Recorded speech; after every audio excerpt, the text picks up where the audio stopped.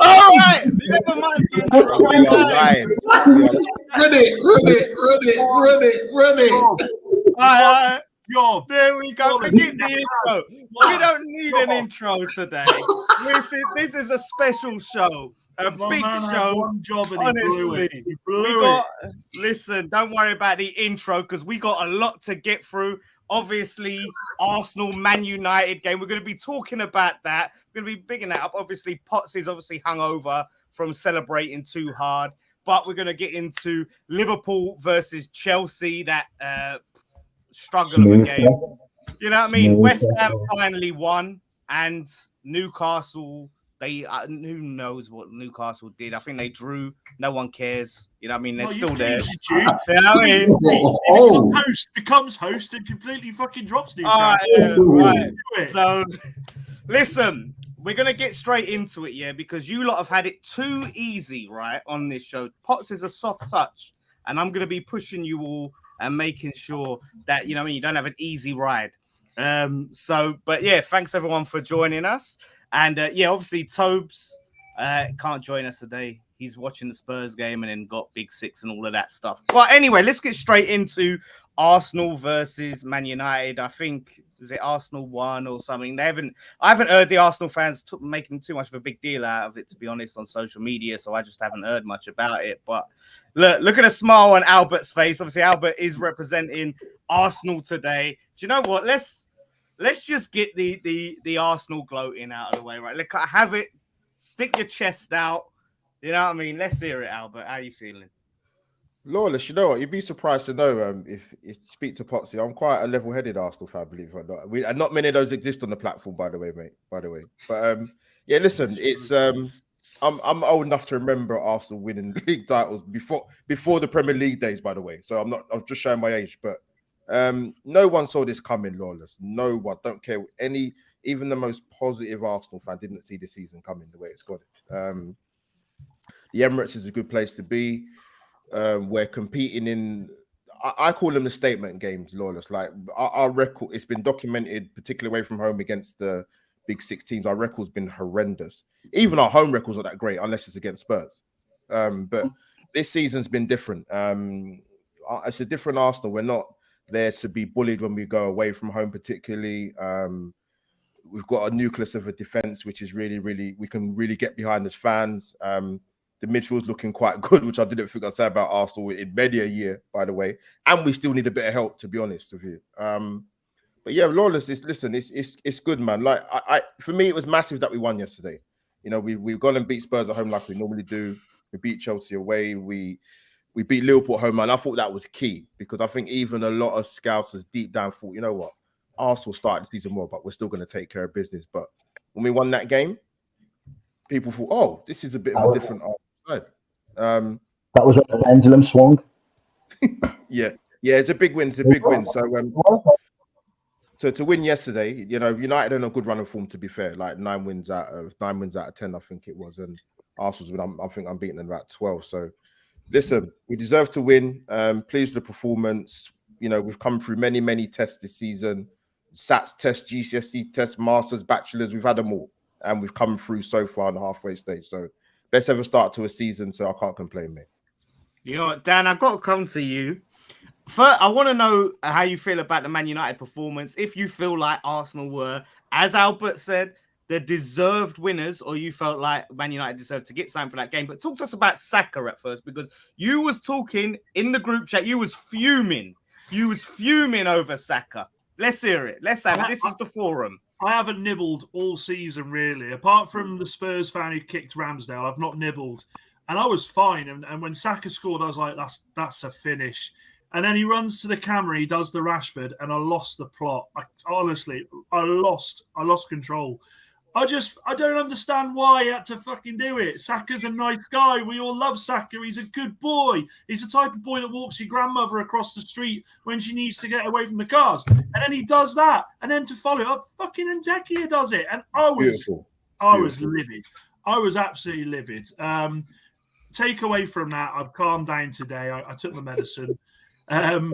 Arsenal deserved it. Look, the difference between Arsenal and Manchester United was the bench. You can take the Casemiro thing, whatever.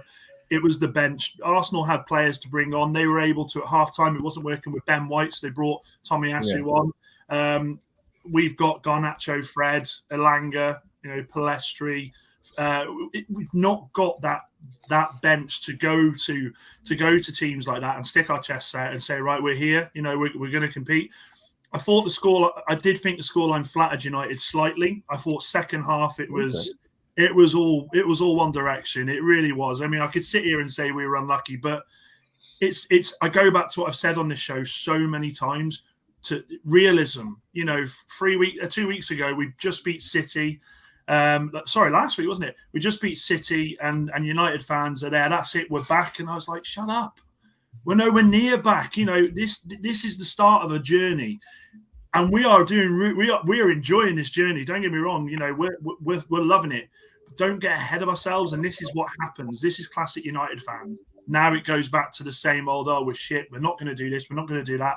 I actually think this weekend, Bath Spurs, who I think are still winning 1-0. I might be wrong. I think results kind of went our way this week. Liverpool, Chelsea drawing. That was good for us. Newcastle drew as well. So I kind of feel like we've got two massive games out the way now, City, Arsenal. I think we can essentially go back now and start again.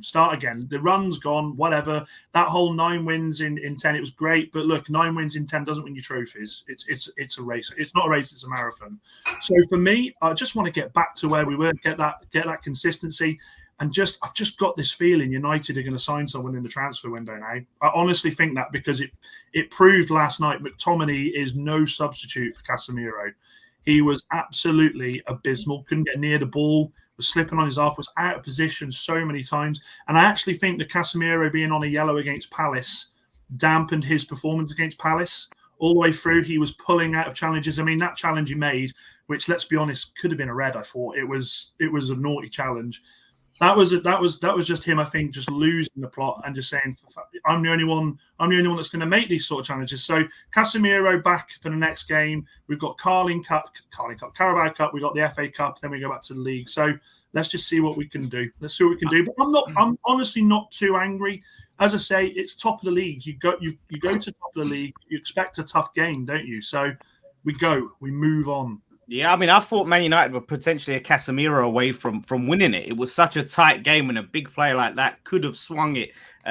So, I mean, boy, it was crazy. But does anyone else think that Man United deserves something out of the game? And, Man United actually, to me, I'm seeing a big improvement under Ten Hag and the job Ten Hag. I didn't expect him to do anywhere near the job he's doing so quickly with how much of a mess that squad was in. I mean, Lewis, from your perspective, what do you think about the job Ten Hag has done? And do you feel like Man United deserved to get something yesterday? I think Ten Hag's done an amazing job with United, and the fact that a lot of United fans are looking at this result, and I don't even think they're that annoyed about it. It's just two really good teams, and it was a tight ending in itself anyway. I don't think United deserved to win, because Arsenal were just slightly better on the day, but they can also come out of this and not feel pissed off about it. You can see the progress that Ten Hag's making, especially this early into his first season. We're only halfway through, and you can see a visible improvement from what it was in the first match day. I don't think they've got any reason to be that annoyed with the result, but Arsenal was still the better team, just. We get bantered for that, though, a lot of us, Lewis. I'm so glad you said that, because I walked in and I talked to a lot of people today, and I said, I'm really not as upset as maybe people think we should be, because, as you say, there's clear improvement from where we were 12 months ago. So I can't sit there and go, oh my God, we should have been. The second half, especially the last 20 minutes, 25 minutes, they pinned us. They had us pinned. The only time that we were going to get anything from them was if it was a long ball that Rashford got onto and an error at the back.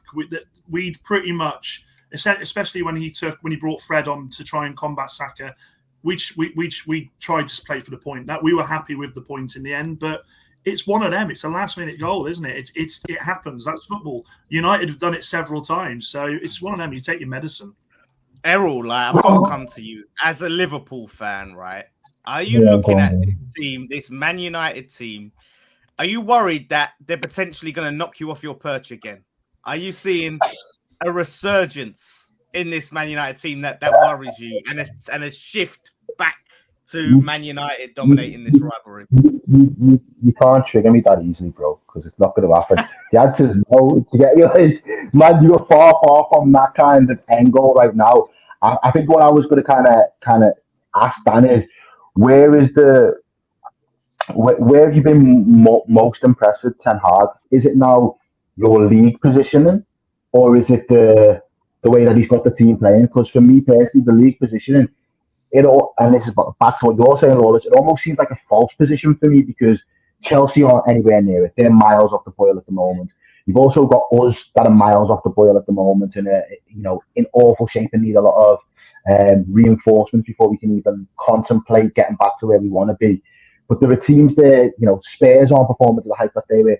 If those other teams that you've seen over the last couple of seasons being more competitive, being more on it, we're in and around it, would you still feel as impressed with the work that Ten Hag's doing, just purely off the way that you see in the squad play, or is it the league positioning that's kind of giving you this kind of edge or expectation? Does that make sense?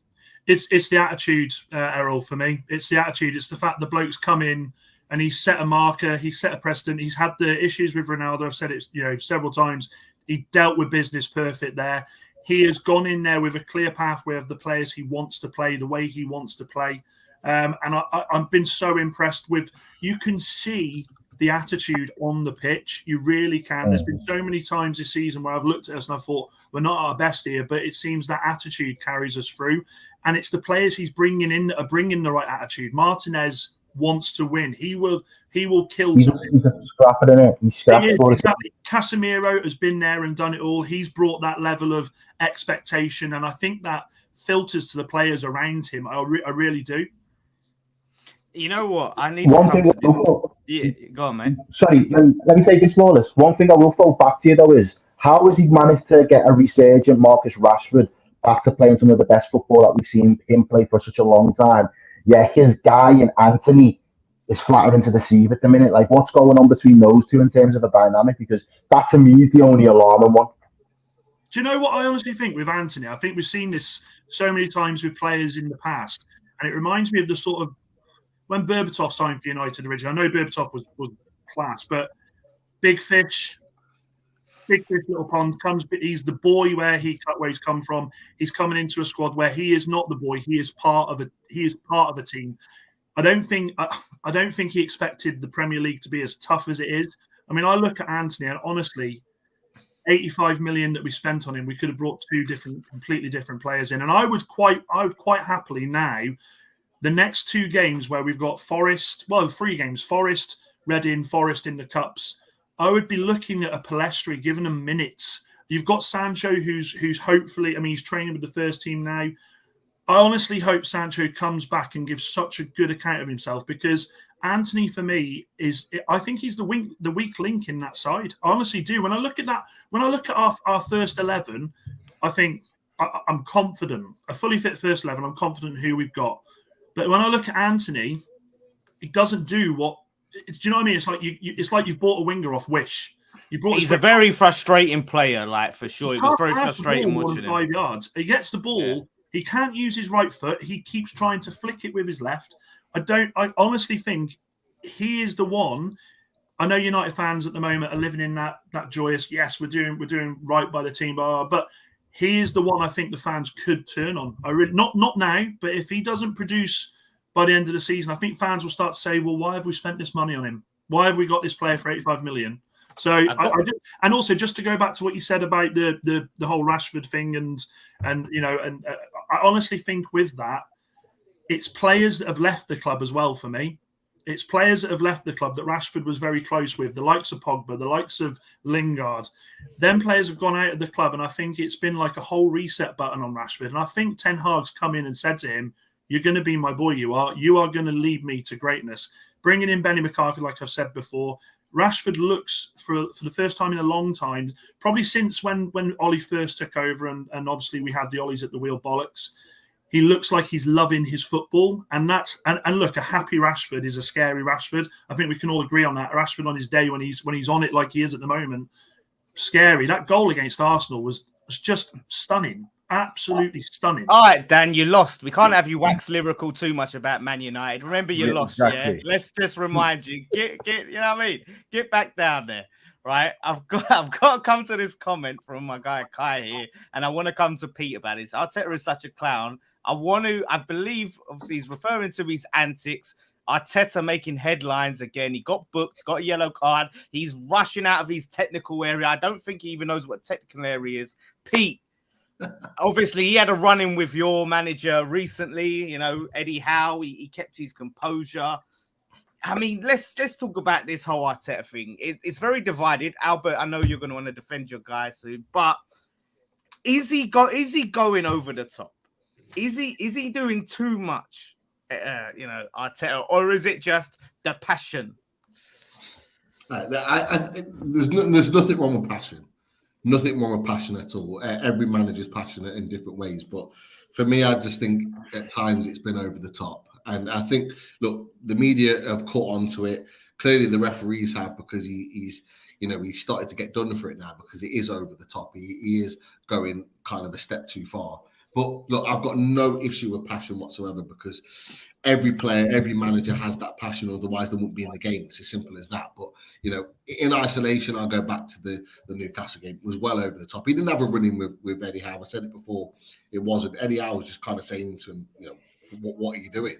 Like, he was trying to cause an argument with Eddie Howe, and Eddie Howe was just saying, look, calm down. VAR are checking it. It's not a problem.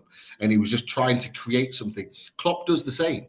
Klopp tries to generate something, and it's almost like Klopp does it really, really well, because he causes an issue with somebody and then gets the crowd going off the back of it, and it's a way to get the crowd on their side, to big everything up, to get a reaction out of things. And I think he's trying to catch on to that, and he's doing something similar. So he's trying too hard to me. Yeah, he's trying to play hard. smart with it, but you're right. He's trying to play smart with it, but he's trying too hard, and actually he's now starting to get done for it.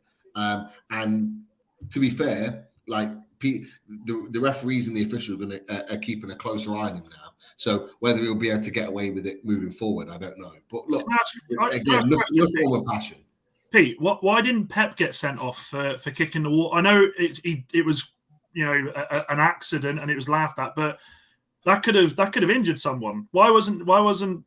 This is what I mean. I kind of feel like the media, because Arteta is in the media focus at the moment. I'm not trying to stick up for him here, but I think that was worse what Guardiola did, and there was nothing, absolutely nothing. And I remember Jose getting sent off for slamming water bottles.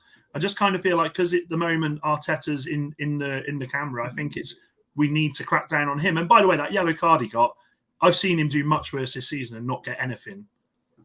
Yeah, no, you're right. You're right. To be fair, I'm surprised nothing did get done. I think the fact that he kicked it in that, as it was almost in midair, he's already apologising. He's gone over to them. It's probably saved him. But yeah, I think you're absolutely right. He should have been done for that, because it's ended up hitting someone. But look, we're smart enough to know. We've been around the block. We've watched our teams for many years. We know the fact that certain managers will get certain privileges compared to others. It always happens. Like, it won't be long if Arteta wins the league this season with Arsenal and they have a great run of a few years. It won't be long before he's getting away with stuff like that. It's the way in which the Premier League's worked for many a year. Like you said, Jose's got away with it. Loads of other managers over the years have got away with that type of behaviour. It's the way of the world and the way of the Premier League in football. Albert, so look, I'll let you defend your man, but also I want to ask as well, because Potts would be fuming if I did not ask this, because he likes to ask this every week now.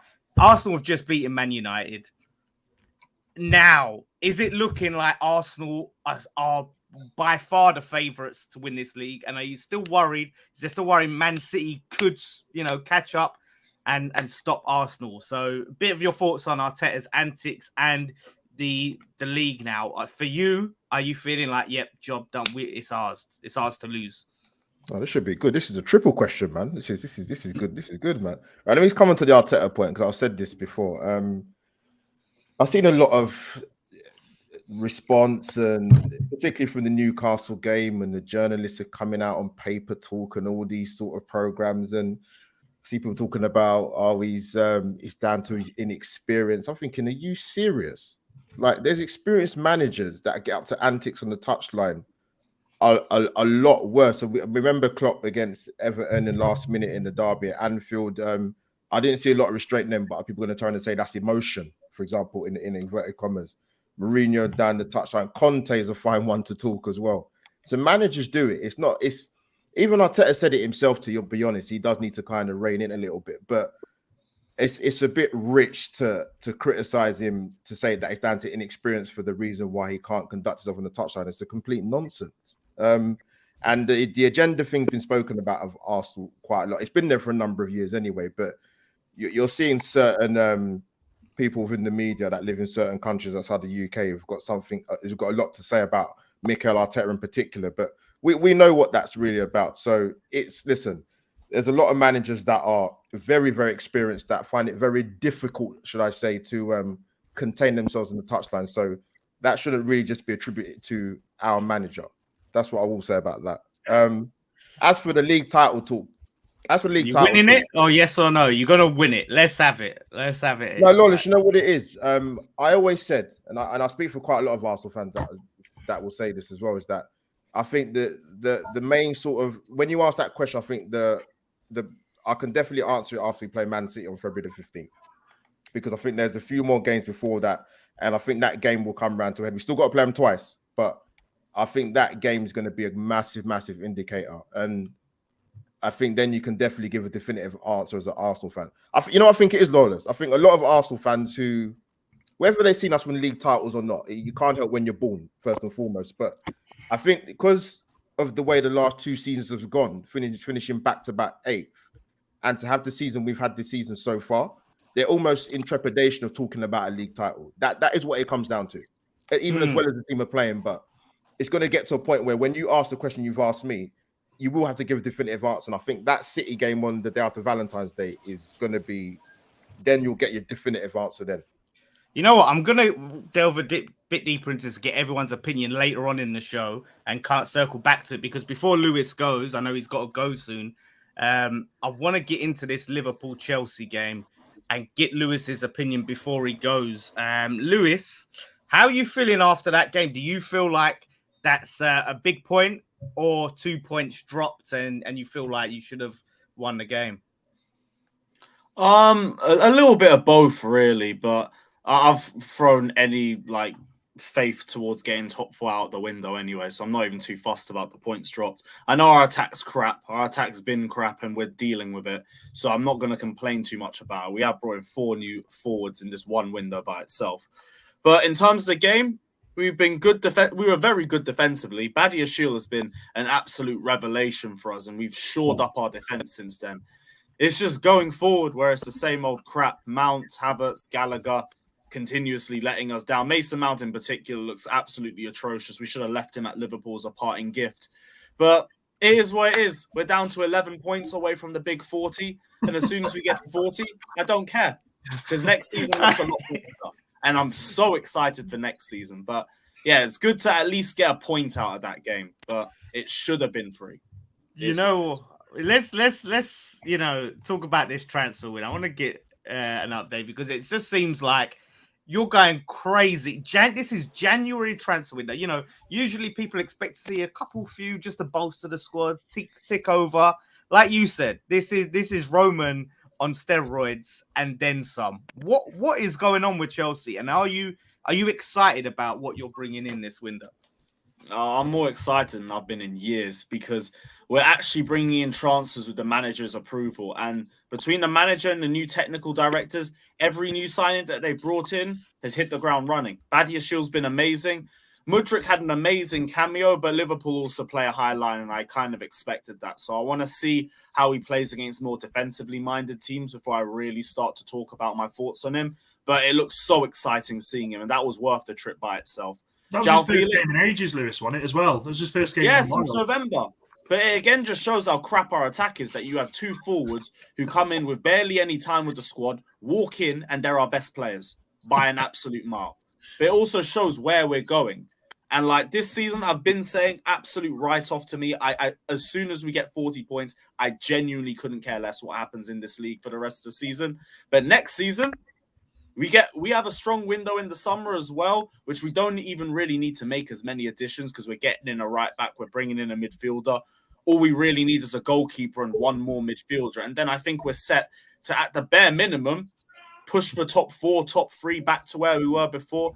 Maybe title contention. Maybe. I won't say too much about that, but I can finally feel excited as a Chelsea fan for the first time in ages. Lewis, can I ask you something quickly? Sorry, mate. Yeah, go for it. You see Potter's come in. What's the pros and cons you've seen of him so far in your short time? There's hard to say a lot of pros just because of all the issues that we've had in the squad, but I'd say the transfer window, because all the players that we're bringing in, it makes sense. I'm backing the transfers, and when I see them on the pitch, I can already see a visible improvement between them and the other players that are in the squad. Other than that, like it's still a bit too early to tell with him because he came into a team that had zero faith in anyway. I was saying you could give me Pep, Klopp, the second coming of Sir Alex. We're not making top 4 with the team that we've had. But he's rebuilding the squad, and I feel like next season I can have a lot more confidence in the team and in him and himself. The only thing I want him to improve is press conferences and substitutions. Like he just sounds way too timid in press conferences, and the substitutions are always 20 minutes too late for me. That's the only cons I could say with him. Everything else is just a bit too early to tell, but I'm backing him all the way. Before I let you go, quickly, who do you need to clear out and get rid of, and how the hell are you going to get rid of them? Because I don't know who's going to take these players on the wages they're probably on, and you might have to take a loss. I mean, who's got to go? Right, where do I start? Mount needs to go unless he like fixes up and stops asking for 200k a week. I genuinely couldn't care less where he's going. He's degraded himself so badly as a footballer over the last year. He's barely offering us anything. And you could single-handedly say he's the reason why our attack is so dead because he constantly kills them off. So Mount would be first out the door. Havertz, he can leave as well. Whatever club wants him, I can play 5 positions in a row, but I'm not good in any of them. He can get out. Pulisic, he can leave. Ziyech, he can leave. Jorginho could take a rotation role or leave. Same thing with N'Golo Kante, rotation role or leave. Aspi, respectfully, Chelsea legend and all of that, but he needs to go. We need to look for another right back. Mendy needs to leave. He's fell off a cliff since he didn't win the Lev Yashin award, and I don't think we're getting the old Mendy back. Move on, and he doesn't fit Potterball anyway because he can't play the ball out of the back to save his life. Aubameyang needs to leave. I don't really think he's a flop. I think he's suffered from lack of service, but it's a short-term fix for us anyway. He might as well just go. It is what it is. Who else? Kovacic. If he doesn't want to re-sign, he's got 1 year left. He can leave as well. Revamp the whole midfield for all I care because we've needed that for about 3 to 4 years. And I think that's it. No, Kepa as well. Kepa needs to go to 150. You say that's it? You say that's it? Is that it? Is that all? Boy, Chelsea are having a full-on car boots. Conor Gallagher, get him gone as well. Gallagher, Ruben Loftus-Cheek, any of those Ruben, two? Yes, 150k a week. He's a bench warmer. Get him gone. It's easy to say at this point. Yeah, that was on point. Callum Hudson-Odoi. Yeah, Hudson-Odoi as well. 120k a week, and you haven't had a goal or an assist or a big chance created in your last 10 games for Leverkusen. You can leave as well. Get rid of him too. What about Doris, the tea lady? Is she going to stay with me? She delivers tea better than Mason Mount delivers passes. You know what? You heard it here first. Chelsea having a full-on car boot sale, 2 for 1 down there at the bridge. Go get your players in the summer, everyone. First signing gets a free mount. There you go, Lewis, mate. Thank you for that. I know you got to head out. So listen, we'll catch you next week. Have a good one, my friend. Big up, my guys. Take care, everyone. Everyone, smash the likes as well. You already know what to do. Big up, my guys. Love. Top man. Don't forget, subscribe as well. Apparently, we're 2 subscribers away from 7K. So if you haven't subscribed, now's the time to do it. Get us to that 7K live. Errol, my friend. Let's talk Liverpool, man. Like, look, a lot of people have said Liverpool were lucky to get a point out of that game. I mean, I want to hear your perspective and just, boy, Liverpool, what is going on, man? Honestly, yeah, I've been doing these watch-alongs in the studio for like better part of 2 seasons now. That was the first game I've actually on live on YouTube actually started to fall asleep during. Like I was nodding off. It was the early kickoff anyway. I had a late night before, so I wasn't in the mood, and I was actually nodding off in that second half because it was shit. I, the only thing I could really say when I was watching it was after the first, obviously they get a goal ruled off for offside in the first 5. Errol's internet is about as good as Liverpool this season. What's going Can on? you still hear me? Yeah, can hear you. You're back Yo, now. can you hear me? Yeah. We can hear you now. You're frozen shit, facially, but we can hear you. There, yes. Can you hear me, by the way? Yeah, we can hear you. Yeah, We can sorry, hear you. So 20 minutes into the game, I've just said you can tell that both of these teams are devoid of confidence at the minute. Neither side has got any real confidence to really want to go for the jugular. They're both kind of sizing each other up. They're both trying to see if the other team's going to make a mistake, and no one really backs their own ability. And even in the group chat yesterday, the comparison I made straight away was to the Man U Arsenal game. It was night and day. The way that both of those teams backed themselves and backed their ability and knew that they had actual quality to deliver something on the pitch was a stark contrast to the game 24 hours before. And it's disappointing really because Chelsea aren't in the form of their life. Chelsea, that's probably the worst. When that team sheet came out, they had a kid called Haaland. Never heard of my man in my entire life. I'd say about it. If we can't beat that Chelsea team, I don't know what that Chelsea team can do. I don't know how they're going to set up. I don't know how they're going to play us. But if we, as Liverpool at home, can't beat that Chelsea team right now, we don't deserve to be challenging for top 4.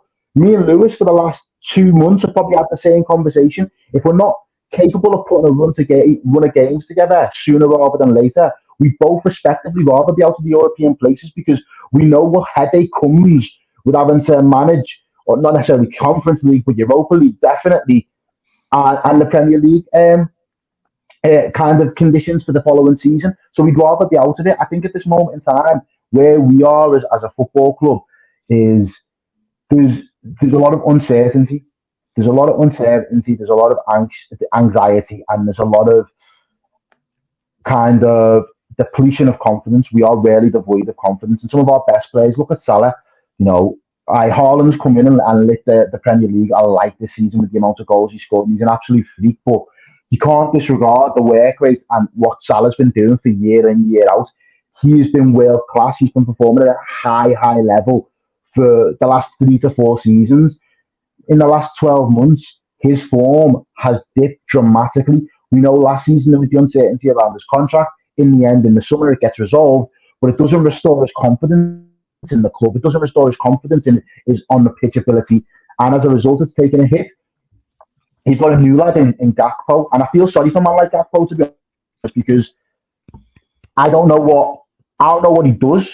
Easy now, big up the 7K subs.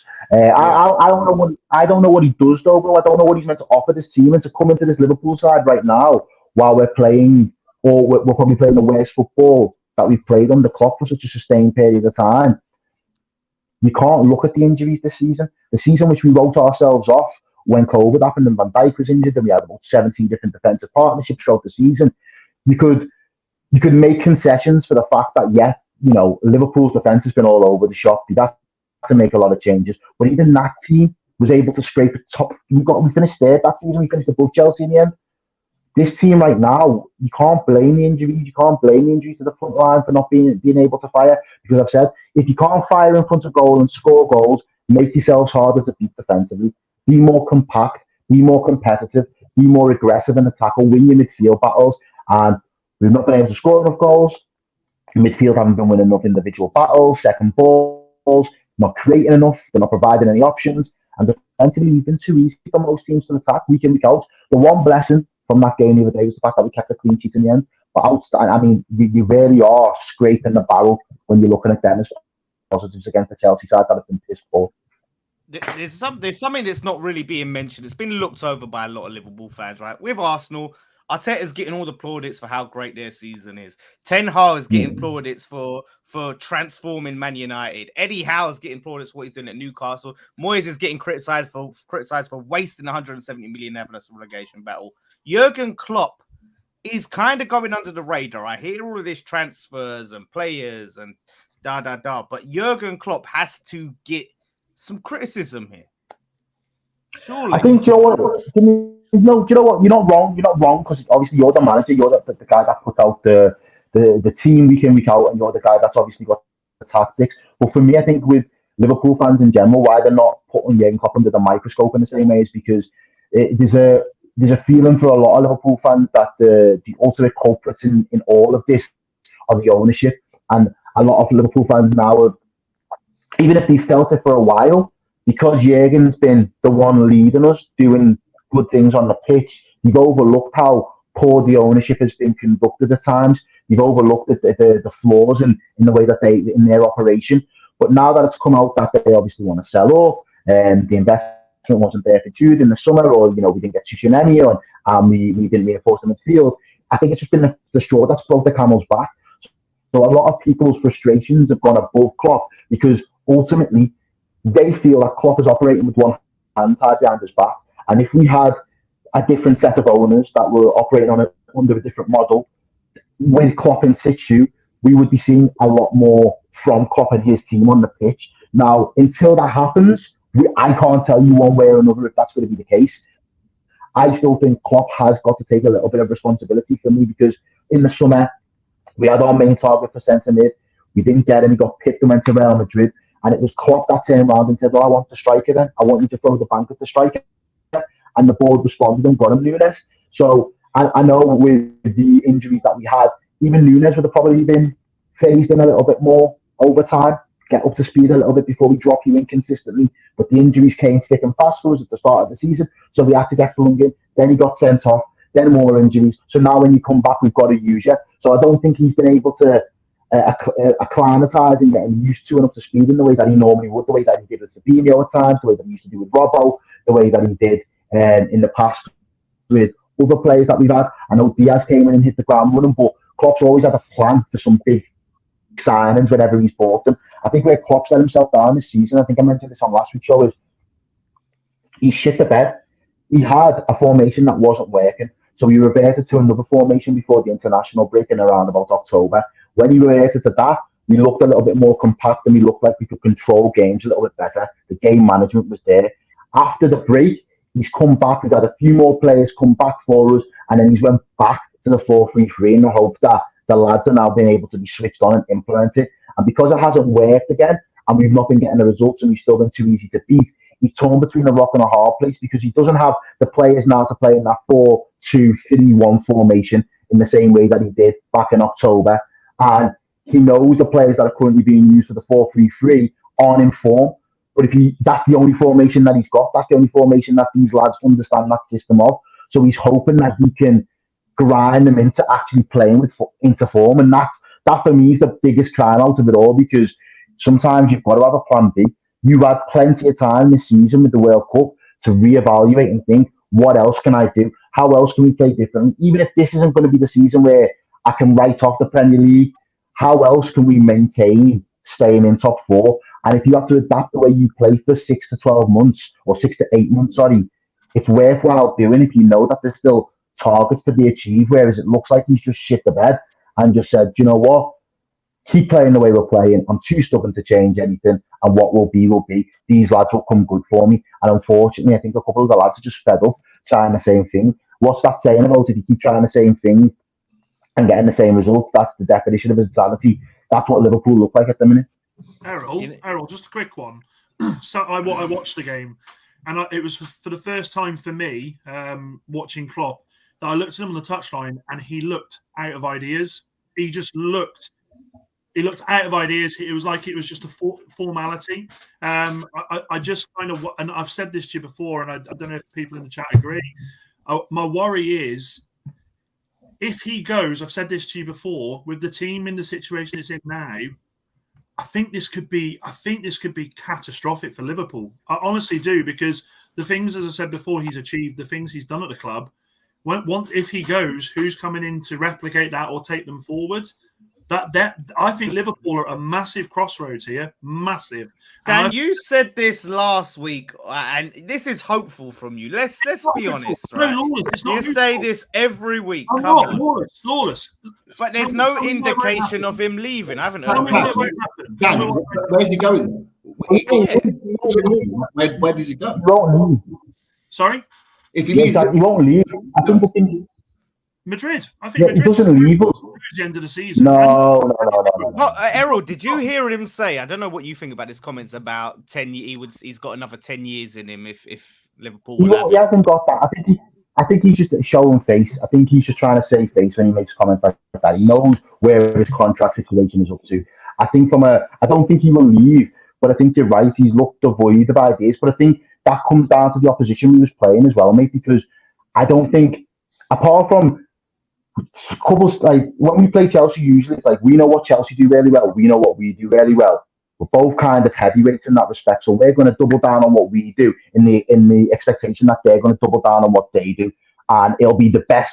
Whoever comes out on top. Same way you and Arsenal went for it yesterday. It was you were both sticking to your style. You wanted to be really counter-attacking because you're away from home. You wanted to punish them and you wanted to have those fast breaks. Arsenal wanted to have the possession, quick tic-tacker, play the ball quick, get it out of their danger, and get it out wide to Saka. Let Saka drive it short and let them cause chaos. Like you both had your identities. Whereas Klopp's probably looked at this Chelsea team and even he's dumbstruck to think, what is their identity at the minute? How do we penetrate this Chelsea side? Where do we get at them? Where are their weaknesses? And because it'd be interesting if it was a different team this weekend, but I think because Chelsea are in that poor form, you'd expect that one of you would level up and actually go for it. Because we're both in an awkward position right now, with the fact that I don't think Klopp fully understands what type of Chelsea team we're going to turn up.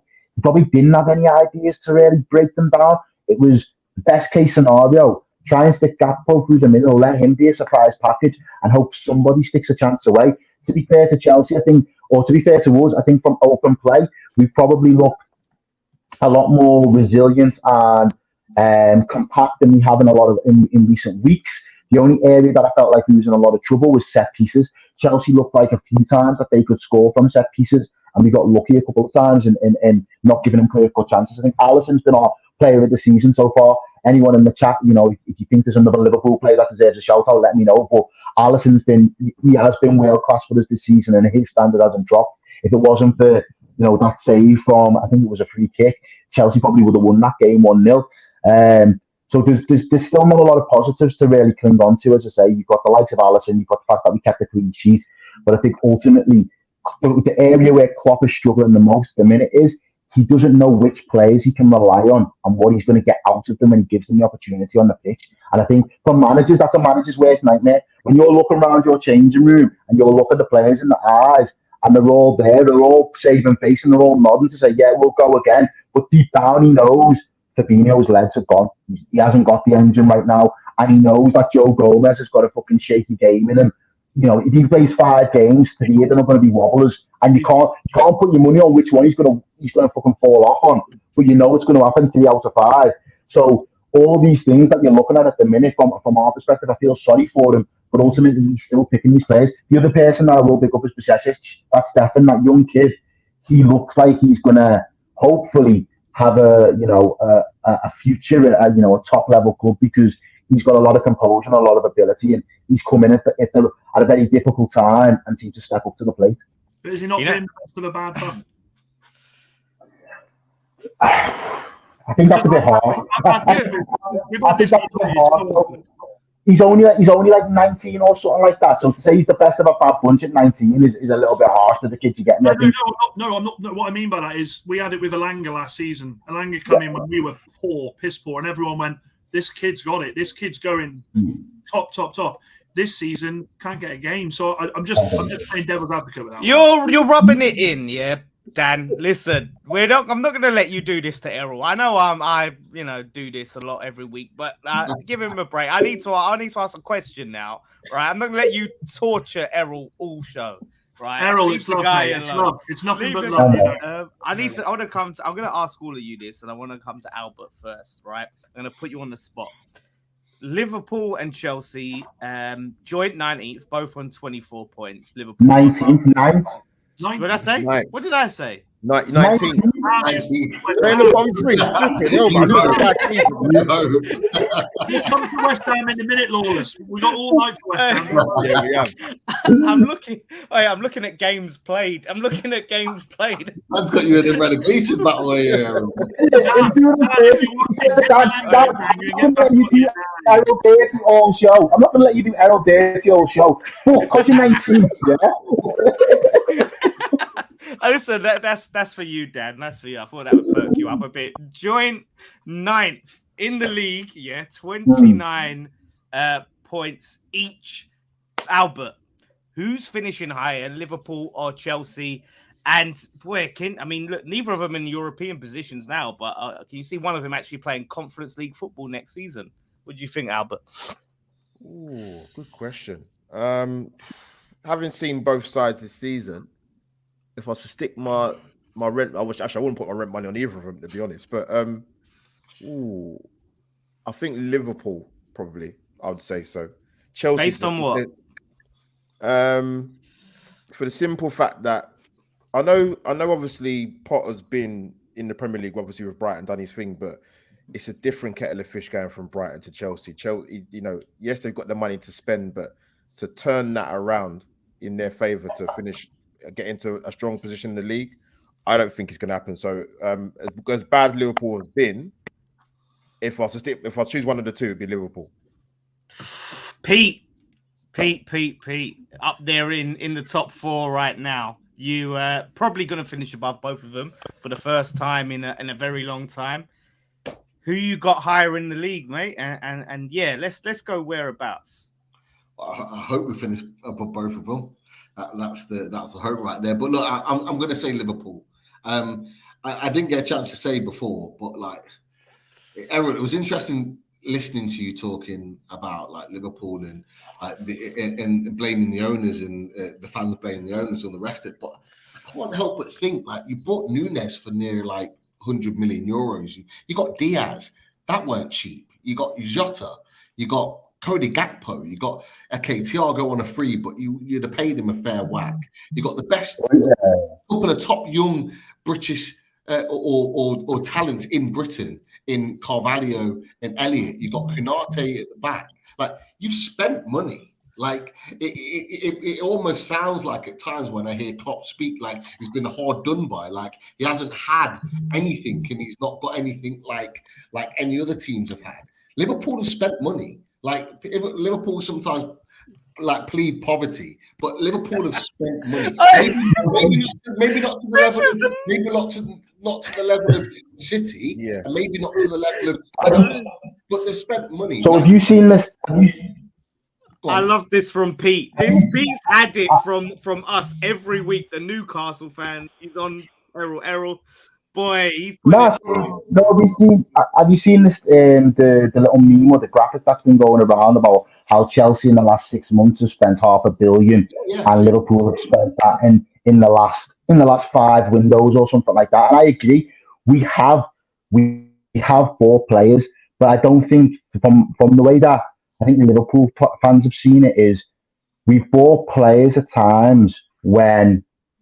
All right, the best way I can sum it up is we've been reactive in the transfer window. I think every top team has to have transfer activity season in, season out. You can't escape that. If you're a top 6 side, or if you're one of the biggest sides in the country, your transfer window, summer and January, you have to have a certain level of activity in it. However, when Liverpool as a club have been at their pomp and have been at the peak of their powers, we as fans have felt that the acquisitions and the purchases that have been made have been below par. So, for example, when we won the Premier League, or when we won the Champions League, we got one signing straight after. We got one signing after that, and that was it. The season after that, when everything fell apart, we didn't reinforce. We got Kabak and we got Davies at the back. We never seen Davies and Kabak, but at that point in January, we were still sitting at first. So we could have rescued that season. But in the end, we had to rescue it very late on for Champions League, and we didn't rescue it to push for a title. Whereas this Arsenal team right now is sitting first, looking good value for money, and they're reinforcing with Trossard, they're reinforcing with the centre-back, they're reinforcing with a winger potentially, they're trying to get another person in midfield to loan. When we went and won the Premier League, we went and bought 2 players, and one of them was, I think, Harvey Elliott, and one of them was like under 16 at the time anyway. So I think that's where the frustration comes from. It's not the fact that we haven't bought and been active. It's been the fact that it seems to be reactive. And when there's an opportunity to capitalise on being in a position of strength, we always do very little business to really extend that gap, so you have a bit of a cushion next time round when your other teams are going in and going hard to try and catch up with you. So the gap seems easy to catch. It's always hard to do that though, because you're, like you said, you're at your peak. You know, of course. Why are you going to go and spend, you know, crazy money on players that Liverpool probably wanted when you've got Salah, when you've got Mane in the team? You don't. Because we let Gini go and we got no midfielder. We let Gini go and we didn't get a midfielder to come in and replace him and do a job. So what I mean? So there's been issues where people have been able to see, if we don't capitalise when we're at our best, when we drop off or when other teams catch up to us, all this reactive business. And again, from our perspective, the biggest telling one for me was when we signed Arthur. That was the biggest one, because for us, our business in the windows, even if it's been reactive, it's because we've reacted and got the player 9 times out of 10 we've wanted. When we signed Arthur this time out, that's when I knew something was seriously up, because we don't do that knee-jerk reaction signings. We've hardly ever really done it under Klopp. Klopp's either said, if we're not getting our A guy, I'll wait. If he still doesn't want to come, I'll go elsewhere. But I'm not looking to be knee-jerk and just get anybody in just to fill in numbers in the squad. And that's what we did this time round this summer. And for me, that was kind of like alarm bells ringing that, boy, you know, not everything's all cushy back at home. Something could be up here. And periodically, game in, game out, we've seen the results. And we've never even been able to see him because he's been injured. So it's tough, but you've just got to kind of take it on the chin, lad, at this point. Do you know what I mean? Like, I think a lot of other fan bases have been waiting for us to slip and wobble, and this has been the season that we've done it. But I think I think everyone will give him the opportunity to go again next season before anybody really starts to get the daggers out in that respect. You know what? We could hear about, you know, the sad things that are happening at Liverpool all night, but we don't want to hear that. We've got proper clubs to talk about, like Newcastle and West Ham. But Errol, I'm going to put you on the spot. Do you think Liverpool finishing above Chelsea? And I want you to agree, if Chelsea finish higher, you come on this show and sing the Darwin Núñez song. You know, the Darwin Núñez. He came from the Beacon to the big race. You're mocking it, Darwin. You're mocking it, taking the piss. You know what? I think, again, I don't want to finish any higher than 9th or 8th, because I don't want those charity seats in Europe. I'd rather not. You know what I mean? If I can't finish 4th, I'd rather finish 10th. That's just where my head's at. But in terms of us finishing above Chelsea, I think that's probably the reality of the situation, because I still think they've got a lot of work to do. Unless one of their new signings absolutely, for the second half of the season, looks like the baller of the season, I don't think they're going to be able to drag themselves above us, if I'm being honest. Pete, I love the fact I got absolutely battered for being too happy about Errol. You come in like that, mate, on a fucking stag do who steals your bird with that little knife and just twist it with your question and make poor Errol feel like shit. This is a man. Because I want to get onto Newcastle now. Let's get onto Newcastle. It was a genuine point. And to be fair, Errol came back with a fair point. I still think they'll finish above Chelsea. I still think, because once they get their players back, they'll finish above Chelsea. But you know, I don't think it's. I think sometimes, and not Errol. Errol's on point with what he said. I think sometimes the fans, Liverpool fans, small section, it always is, plead poverty that they've not had anything, and they have, and that's the point. They've had good players. Some like Harvey Elliott, for example. Every top club was after him. He went to Liverpool. Like Carvalho, European teams were after him. He went to Liverpool. Like, you've got young players that have come in and meant to be lighting up the place, as well as Konate. Everyone wanted him. Everyone wanted him. Man U wanted him. Arsenal wanted him. Tottenham. Like, all the top teams were after him. I think you're expecting too much from Carvalho and Elliott. They're not going to take us to where we need to be. They've invested in the Right, bench. let's reclack. Do you want to talk about Newcastle or not, Pete? Because just because you ain't won, you ain't won this week. So let's talk about Liverpool's woes. Yeah, everyone comes at my team about money. Yeah, you're projecting, Pete, because everyone gets on at your team about splashing the cash, and you want to poke the finger and have a go at another fan. But let's talk about Newcastle.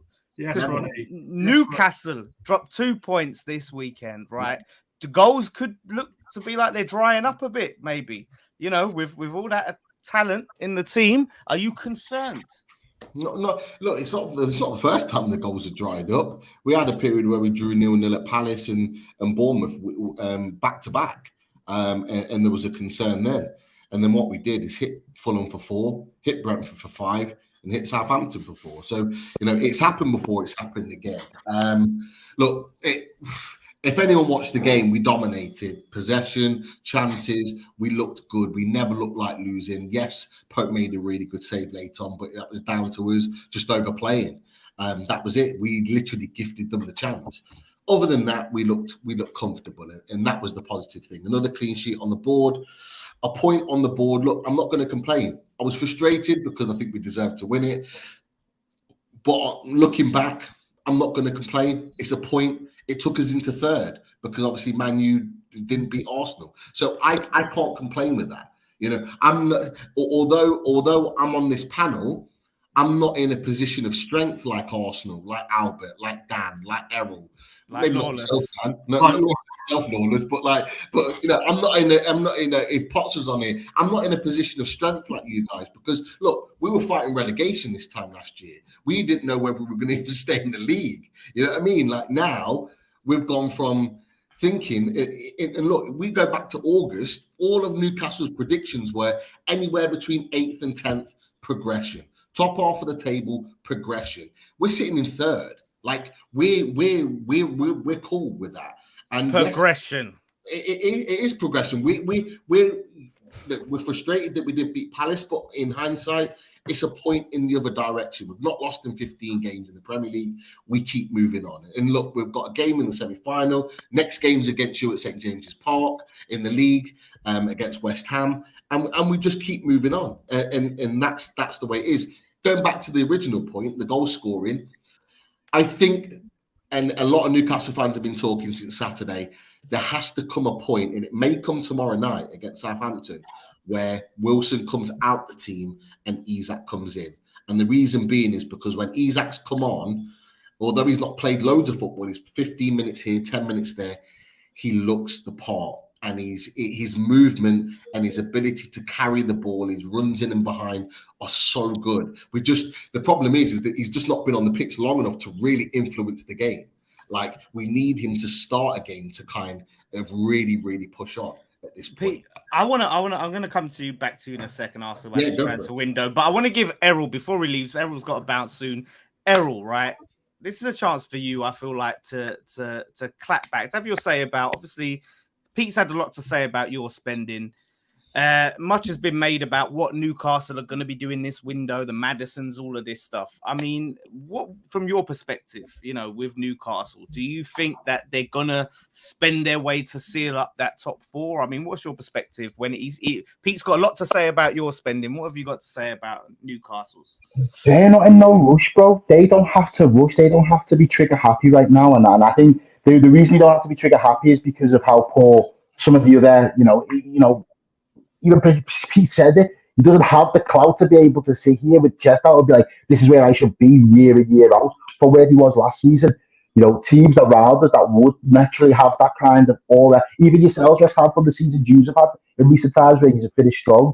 You can't sit there comfortably and say it's going to be the same. So I think because other teams haven't excelled and they are where they are, they're not in no rush. You don't need to pull the trigger. You don't need to be trigger happy and spend mad money when the market doesn't dictate it right now. They don't need to be held hostage for no price tags for no player. And to be fair, they're in a luxury position because of that, because I think a lot of teams would have been seeing money signs if Newcastle would have come knocking for any of their players this window, and I think a lot of teams are probably lining it up and expecting it, but they're keeping the powder dry. They trust the manager that they've got. They trust the work that's been, the progression that's been made. They know that they've had The biggest thing for them potentially in the second half of the season is the players that they've got to come back from injury. So if you can get the players that they've got coming back from injury, fit and firing and around players that have been doing well so far this season, they might be able to seal it with what they've got alone. They're still only having to deal with really one game a week. So the pressure to have that bigger squad doesn't truly kick in until next season anyway. And when I say big squad next season, I mean a squad with more players with quality across the board.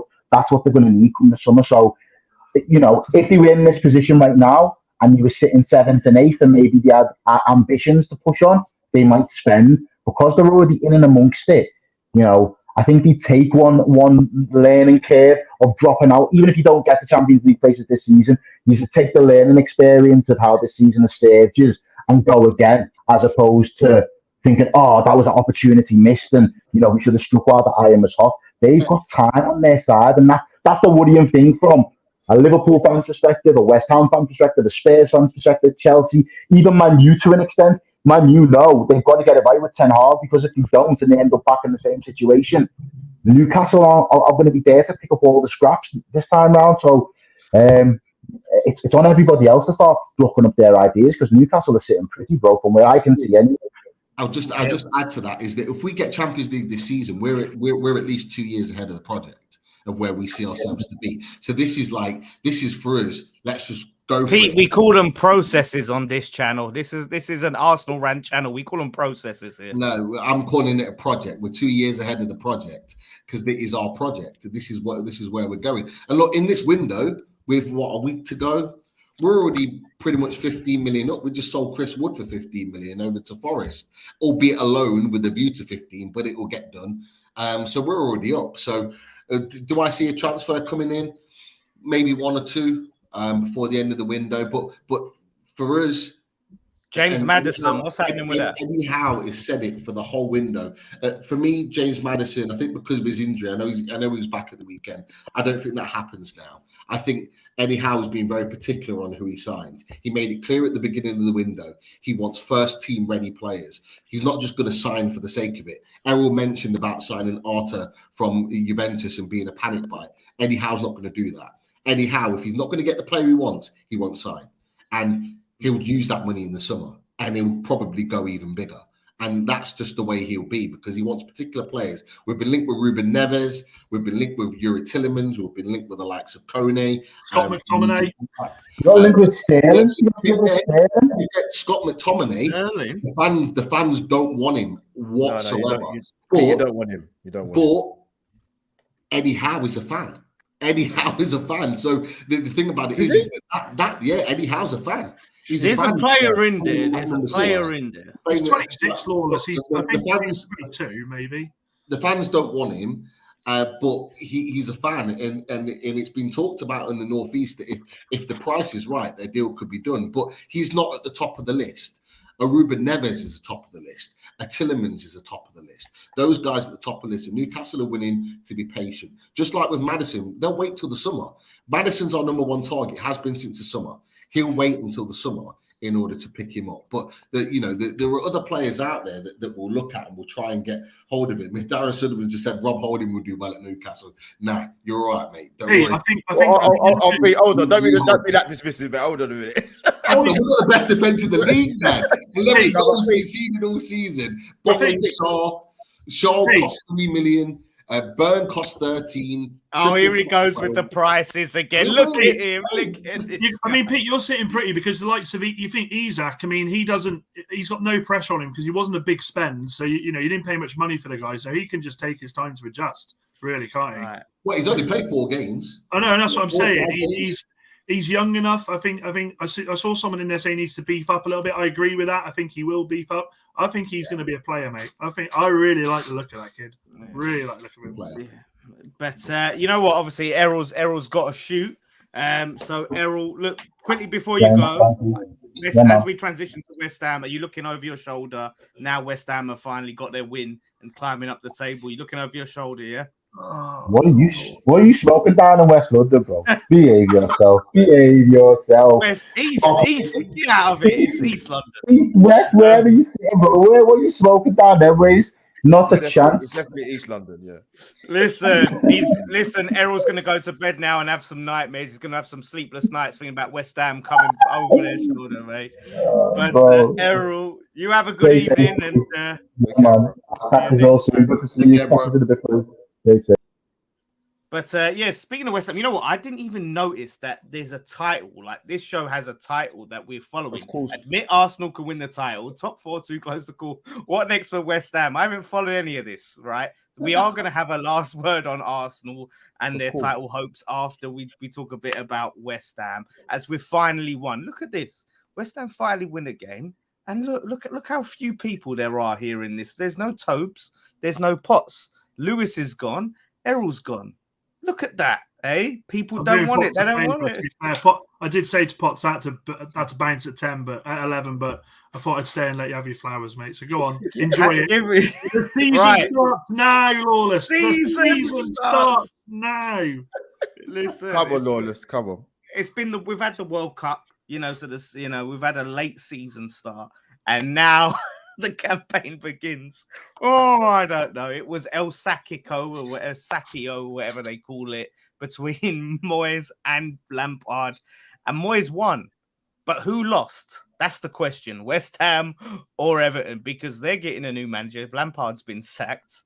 And we've still got Moyes. Everton are awful. Worst team in the league. They were terrible. They were terrible. I watched it. They were awful. Yeah. And listen, I've been called negative by a lot of fans because I'm not jumping for joy. Like I said, people think I'm on here, think I'm this overly positive West Ham fan.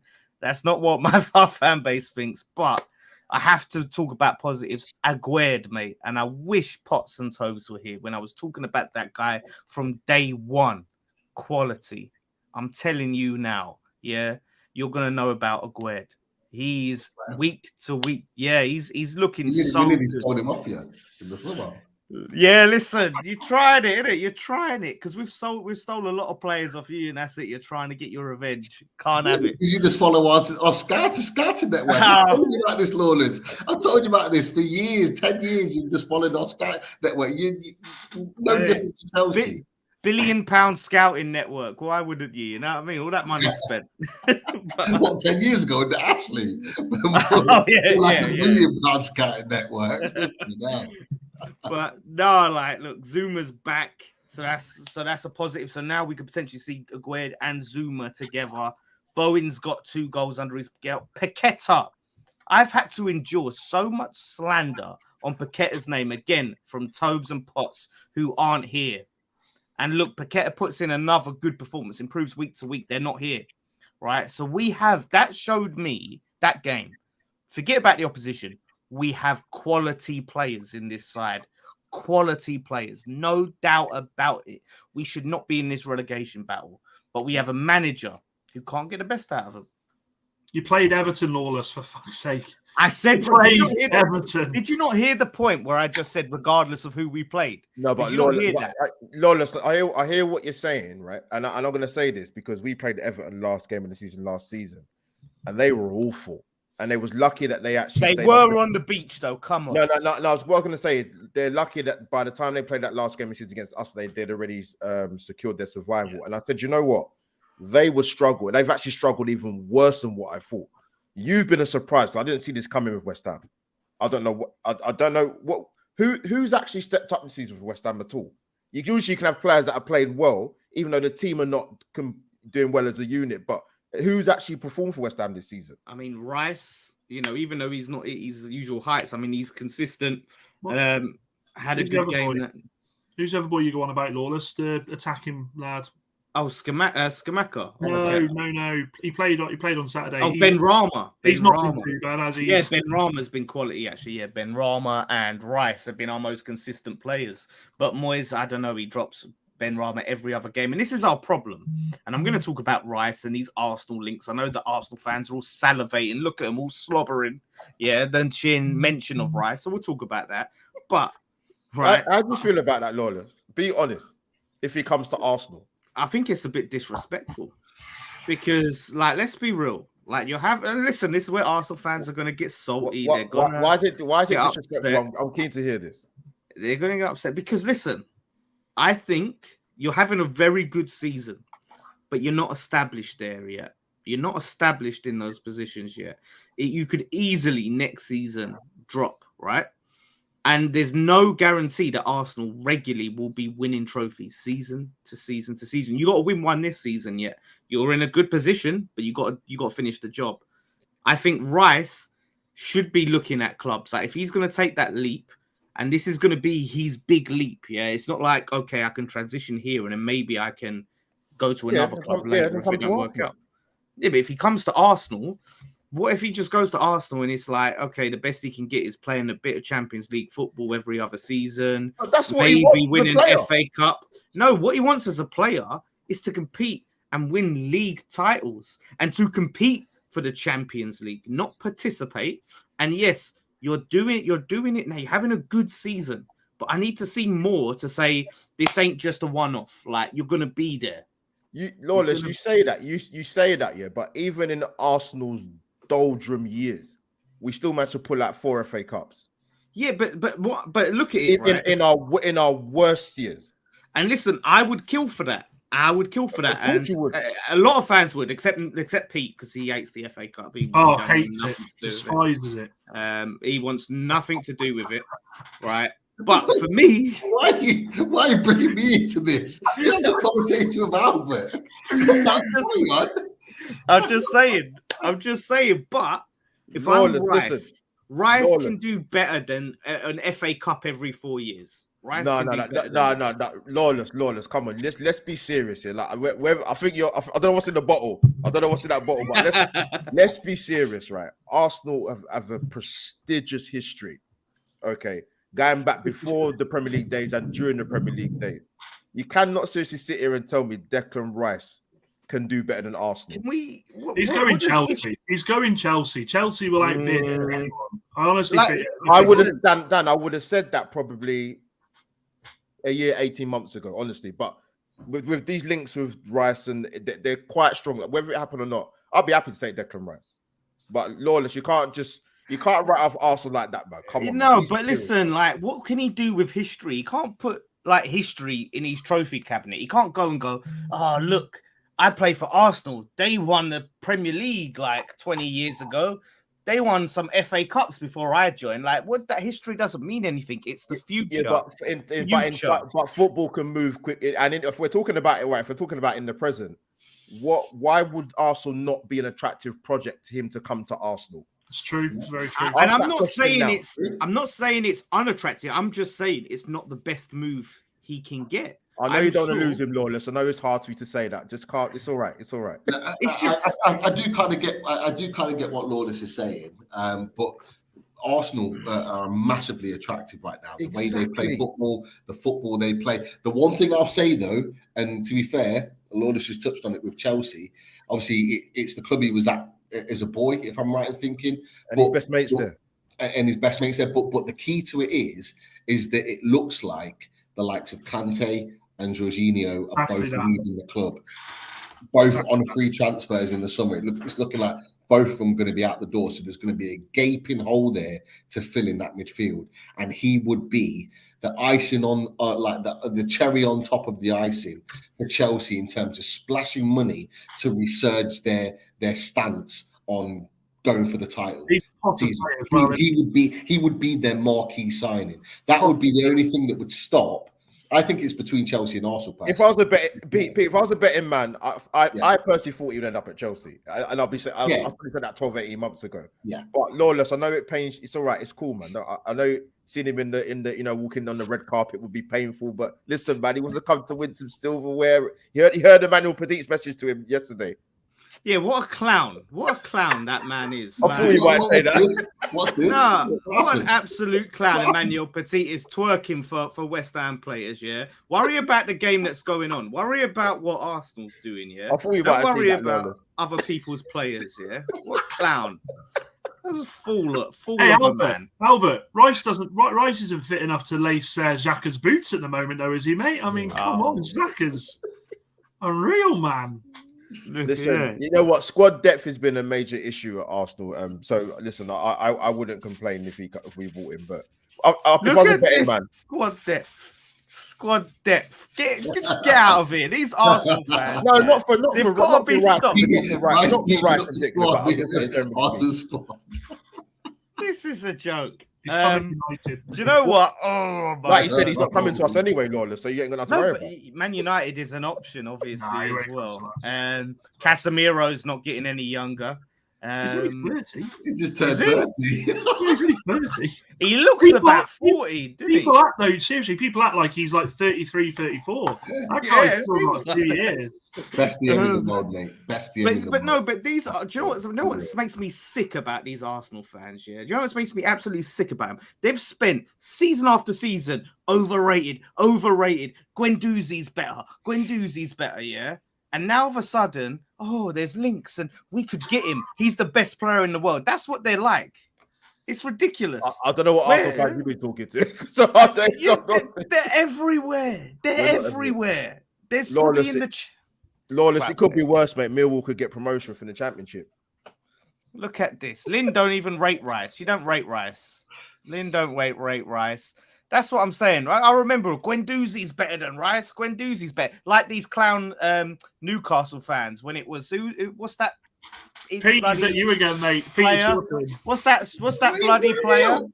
Who was that clown you was comparing Rice to? Clown. Yeah, what was his name? Sean Longstaff was good at that. point. Longstaff. Yeah. He got a bad knee injury. He was out for like 6 months, and then he went back. You all used to put Rice down, right? It was all putting Rice down. Now you all want him.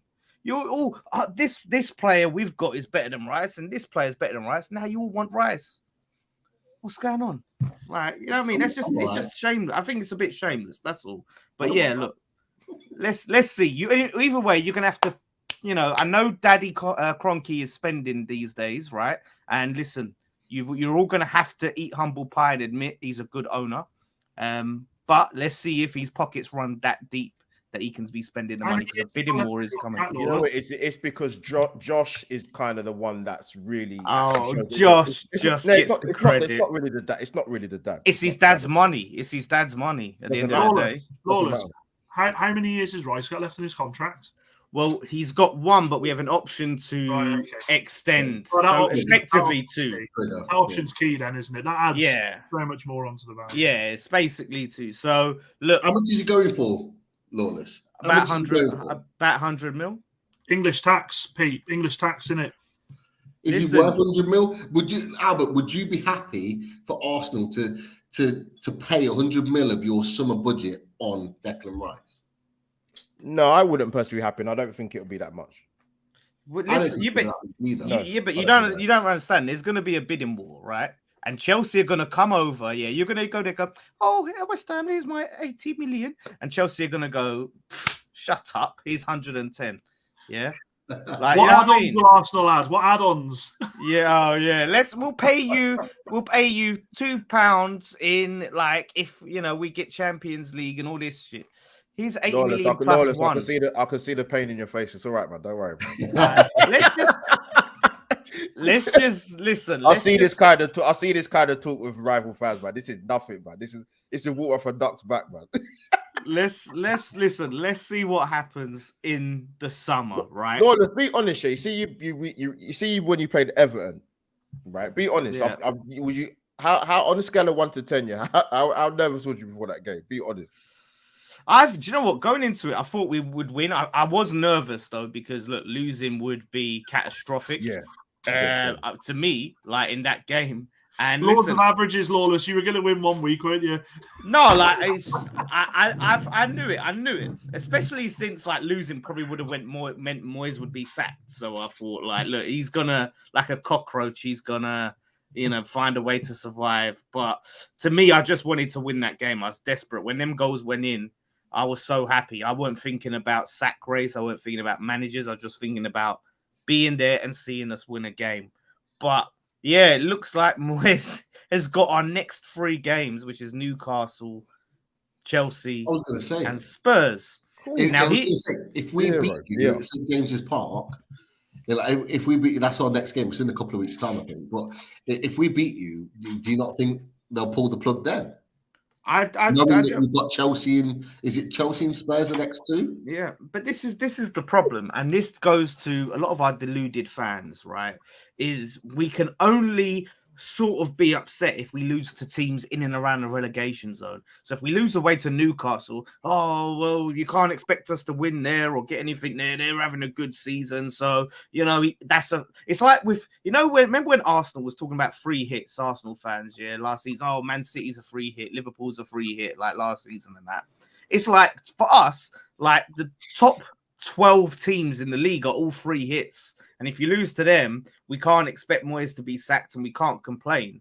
And it's only the teams around us that we can sort of get away with complaining. That's the problem to me. So, I think like that they'll just look at that narrative. Oh, it's Newcastle. They're having a good season. And then when Chelsea will come, oh, Chelsea spent money. And then it's like Spurs. What is Spurs away? And then we have to wait till Forest at the end of the month. And then if we lose that, then we can say, oh, he should be sacked. You don't understand. It's been a long season for me. We're only halfway through. Oh my God! This season's been going on for 2 years. What if he does the unthinkable? What if he does the unthinkable and goes and wins these 3 games? If he won those 3 games, then I'll start. Then look, I'll be happy to say let's give him till the end of season. To me, new contract. No, hell no. Like the only way for me to beyond this season that I would consider him staying is winning that Conference League. If they decide to keep him to the end of the season, it looks like we're not going to go down. And we're in that Conference League and he doesn't win it, that's sackable. Being mid-table and not winning the Conference League, sackable. I think that's our last. Second year out of that, mate. Second year out of that, I think he goes. 100%. That's it. That's the only thing that he's got left is that Europa League. When does that kick back in? Is it February? March. Because early March. Because that's another thing that's going to take obviously you're going to want to go and win that, but is that going to hamper you fighting in that kind of lower part of the table?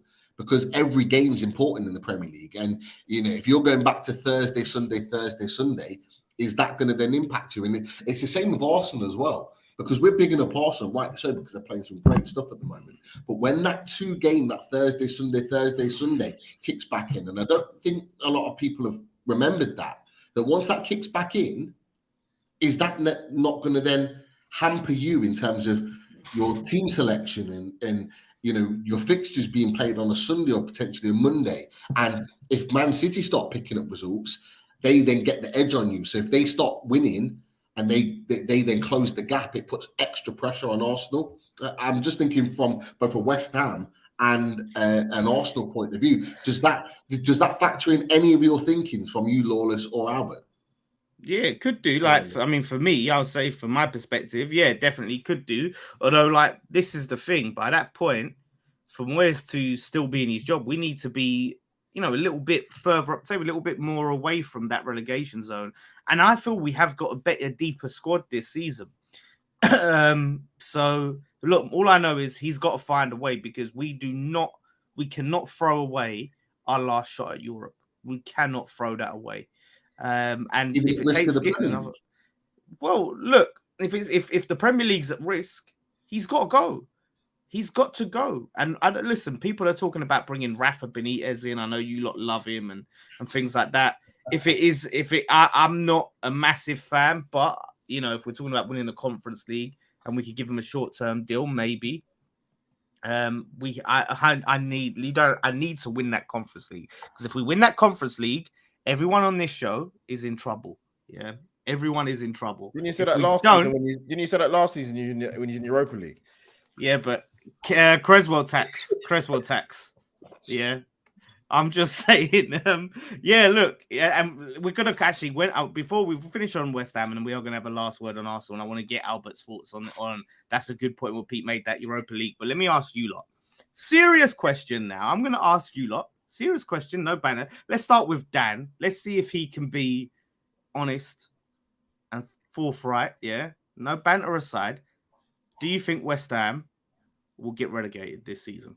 No, I don't. I love to rib you, mate. I really do. But no, there's worse teams in that division. And like I was just looking at the table now.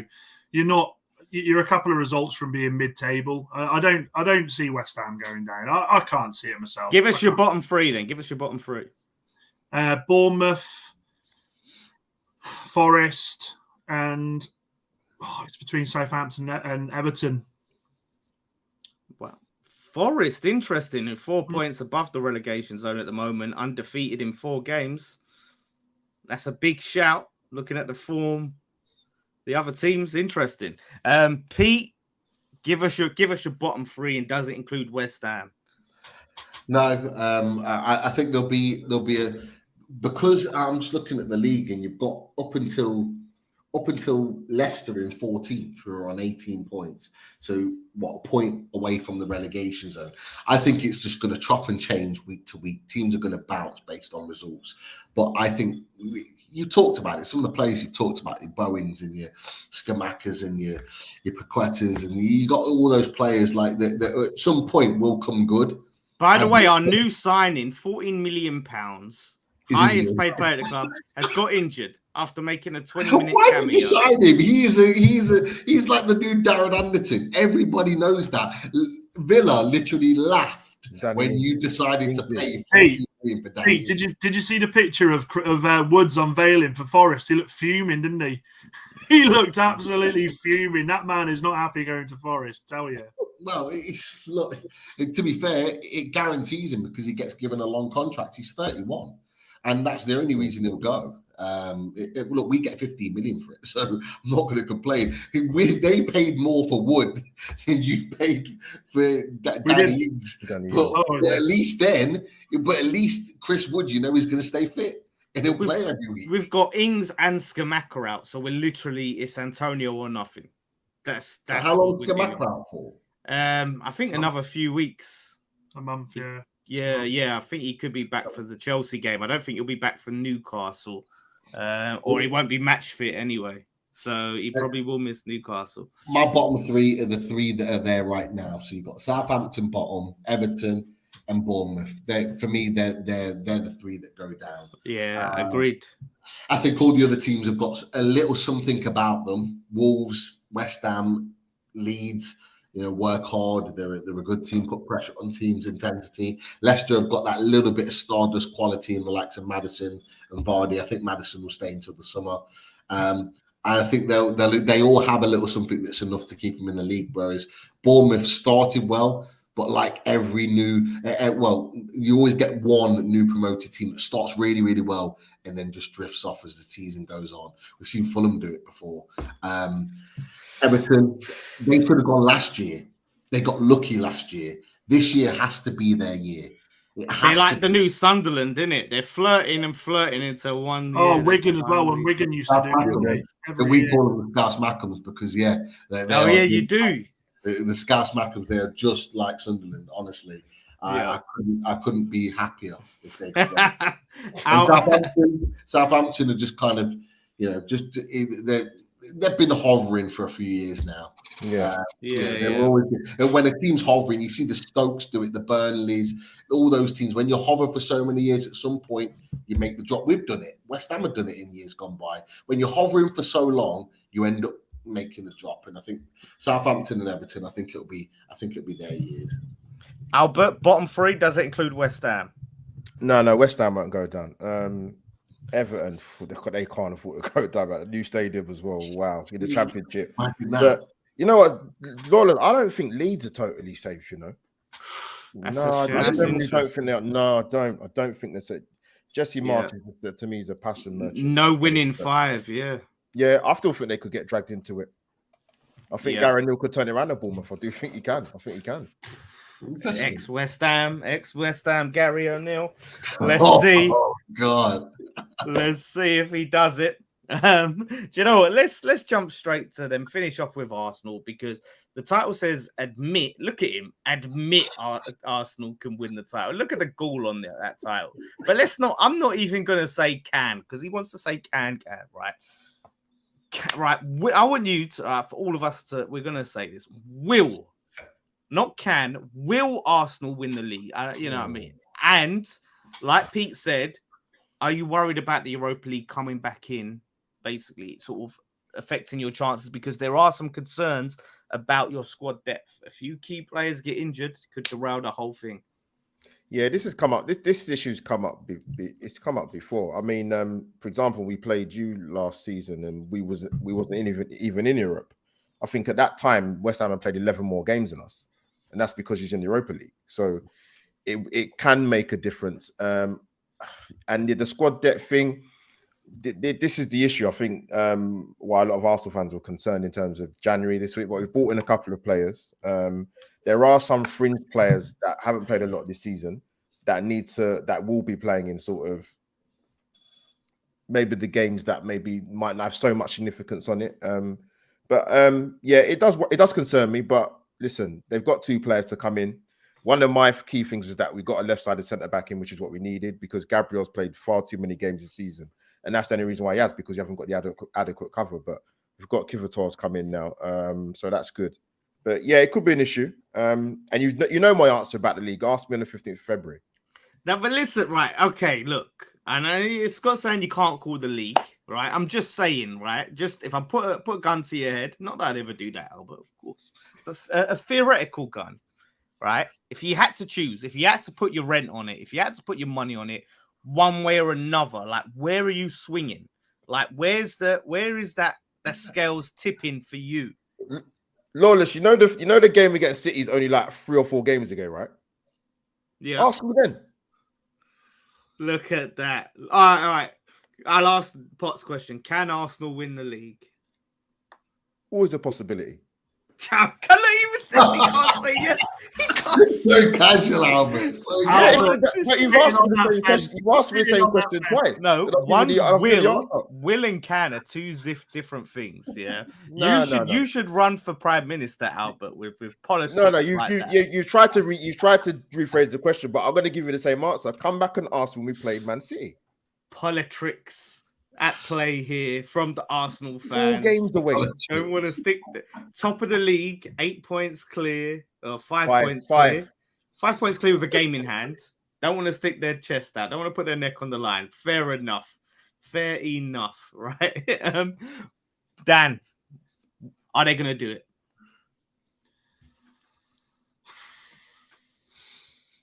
You don't want to say it. I don't want to say it. I just look. For me, at the moment, they've answered every question that's come at them this season, haven't they? I mean, every question, bar Old Trafford.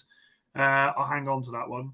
They've answered every question thrown at them this season, and it's a tough one, man. The thing is, I don't want to say what Albert said because I'm kind of in the same boat. It's all, but it's true. It is true. It is true. You cannot ask that question yet. You cannot ask that question yet. Pete, come on now. Let's have it. Or you know what I mean? What do you reckon? Are they gonna do it? No. Pete's exactly the same. They've answered every question, like you said, like Dan said, apart from Old Trafford, apart from Newcastle at the Emirates. Yeah, it's not that black and white. It's not. But can they do it? Of course they can. I said to Potts on the chat after that game yesterday, I said that Arsenal were fantastic. Oh, they were absolutely brilliant. And they're doing that against a Man United team that I thought were really good, that showed massive improvements. They played well, but they just pinned them back. They're doing it to every team that they come against. We struggled. Our defense has normally been pretty solid, but you pinned us back for long parts of the game and made it really difficult for us. But you can do it, no doubt. But I go back to that point: the Europa League. The deeper you go in that competition, and the bigger the teams that come out, and there's an opportunity to win a European trophy, do you start playing some of your first team players?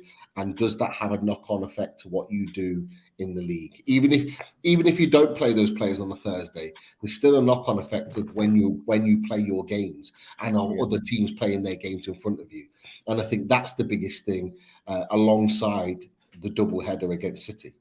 Well, I'm gonna stick my neck on the line here. I'm gonna stick it on the line. Thanks, Lord. Go for it. Can Arsenal win the league? We know where this is going. Will Arsenal win the league? No. No. I still think Man City will come back and save football for everyone. They've got the experience. The pressure's going to get on. Save football for the good of football. For the good of football. For the good of us all. Because we know Arsenal fans will be so insufferable if they win that league. It's not a simple question because City have come back from deficits to come back and win the Premier League. Well, yeah, no, it's not a simple question, but I just wanted a simple answer. That's why I'm putting you on the spot. But all right, before we go, I need to ask you about Eddie Nketiah, right? Because I had an argument, I think it was last week or the week before, with all of the panel, especially Potts and a lot of Arsenal fans in the chat. And I said, if Eddie Nketiah keeps up his form, he should keep his place, and Jesus should have to fight his way back in to take that position off Nketiah. Eddie Nketiah should keep his place. Now, he's scored what? It was 2 goals he got, didn't he, against Man United? Scored a brace. How do you feel about that? Do you feel like, because Potts was adamant, no, that's ridiculous. You got to play Jesus. He's our best player. He does this. He does that. How can you say this? And all the Arsenal fans in the chat were losing their mind. What do you feel? Do you feel like if Eddie Nketiah keeps up his form, he keeps his place over Jesus? Yeah, one time I'm going to probably agree with you, Lawless, to be honest. But no. It's to me, it's not even really that big a debate. I don't think it is. I mean, what you're just going to edge out? You're going to edge out a player out of the team. Exactly. When Jesus has been out for months. How many goals has he got recently, Albert? They're talking he'll probably come back the end of. They're talking end of February, probably early. No, Nketiah, how many goals has he got recently? He's got a few, hasn't he? He scored 9 this season, but in recent, like if you break it down, he's got quite a decent record. But yeah, it's common sense. He's not going to walk straight back into the team because he needs games to get back, run up and to get back into the swing of things. So listen, Eddie's done better. I think if Arsenal fans ate a little bit of humble pie, because he was getting it in the neck even during the World Cup, he wasn't even playing. Yeah. And there's all panicking, but he's come in and he's done really well. It's a shame he didn't score against Tottenham because he should have scored, but he got a brace yesterday. A few days ago, I should say, sorry. But yeah, listen, he doesn't just walk straight back into the team, man. Seriously, you can't. Eddie's done well. He's done really well. Arteta's not that manager as well. Arteta's the manager I think that will do. I think he picks players. Arteta loves him, doesn't he? Arteta likes him, really likes him. There you go, Arsenal fans. All you Arsenal fans that disagreed with me last time, have that. Albert has spoken. Yeah. It's what a good manager does. Let's see. Lawless, it's what a good manager does. He really likes him. He really likes him. Yeah, a good manager will make a player earn their place in the team. It's like, for example, we did the same with Isaac. I tell you what we did this time last year. Bruno had to wait 6 games. Bruno was our best player when he signed for the club. He had to wait 6 games to get his start. John Joe Shelby was playing ahead of him. Why? Because we were winning. He had to earn his place into the team. When he earned it, he stayed, and he's been in there ever since. And any good manager makes their players earn their spot. And you know what? Not just for Jesus to earn his spot, but it's to give Nketiah some confidence to say, hold on, you deserve your spot. And that bigs him up, and it makes him think, you know what? That he's given me an opportunity. And other players in the squad will look and go, you know what? If we work hard enough, we'll get to stay in that team on merit. So we'll work hard and we'll want to push it. And if you've got every player in your squad pushing for a starting berth, it only makes the team better. There's only 2 things that could mess this up, and that's A, he just drops him straight away for Jesus and disrupts Nketiah and potentially the harmony in the squad. And B, if he tries to fit Jesus in the team with Nketiah, which I don't think you can do that. Not with the players either side of Nketiah. Who's Nketiah? Who's that? They signed some player. They signed another player a day. Who's this? Yeah, Albert. Mate, I'm still living from last night. Like that. We knew you were talking about that. I know you used to like Hey, if Arsenal win the league, I want you to get Nketiah on the back of your shirt. Do you know what? I let it slide the first time, Dan. And when you said it again, I thought, nah. I've got to address this. What is this? Nketiah. Look at that. What a player. What a player. Oh, what a player. What a show. What a show. Listen, I'll end things there. It's bloody late. We've had a lot to talk about. Honestly, Arsenal fans, you cannot grumble. I gave you plenty of time when I was in the hot seat, plenty of flowers, all of that stuff. People can't say, I'm an Arsenal hater anymore, right? I've done the job. So, listen, thanks to all the guests, thanks to all the viewers, thanks to all the guests. Listen, we'll come to you, Albert, obviously filling in for Potts with the Arsenal representative. Get better soon, mate. Yeah. Let us know where people can find you, what you got going on, mate. Yeah, love. Good to meet you guys, man. Well, obviously, I've met Dan before plenty of times. Yeah. But Albert JTV, got my own channel. Yes, you'll see me on many other platforms as well, not just mine. Arsenal Loud, League Judges TV, The Good Talk TV. I'm here, there, and everywhere. So come and subscribe, people.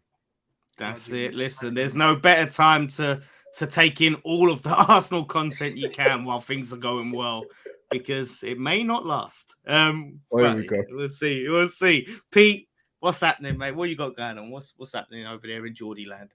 Well, yeah, it's all things transfers at the moment. With Wood going out, fans are expecting a replacement. So we've got the fully loaded transfer show coming on. Loaded Mag, NUFC. You can see in my in the name tag there. Come and subscribe to the channel. We've got a few guests coming up this week. Obviously, we'll have the reaction to the semi-final that's happening tomorrow. And we keep moving. Hopefully in the next week, we'll have a couple of signings through the door and that can push us on to Champions League football. Nice one. And last one, Dan, the man who wants football. That's all he wants is football. What's happening in your space, mate? Yeah, you can find me at Nketiah is God. No, loads of stuff coming up. I've been planning for a while now. So I'm bringing out a new channel. It's going to be United. That's not the name of it, but United based. Going to be doing some watch alongs. So it's a tough job planning. It is like going in there. I didn't realize how much it is. So watch this space. I probably will be debuting it very, very soon, and I should imagine it will be debuted on this channel, the name wise anyway first. But guys, thank you very much for tonight. And also Lawless, well done filling in, mate. As much as I hate to admit it, you've done a great job. The lunatic ran the asylum, and he did it good. Well done, mate. Nice. Cheers, lads. Cheers. Potts will be back next week. So listen, I'll be able to focus on causing chaos and not having to. I've seen it, Lawless. I've seen it. Listen, I'll be back there as an agent of chaos next week while Potts has to deal with it. So do tune into that next week. Thank you, everyone, for the 7K subscribers. Big achievement. On to 10K. And not up the Arsenal, up the Irons. Oh, come on.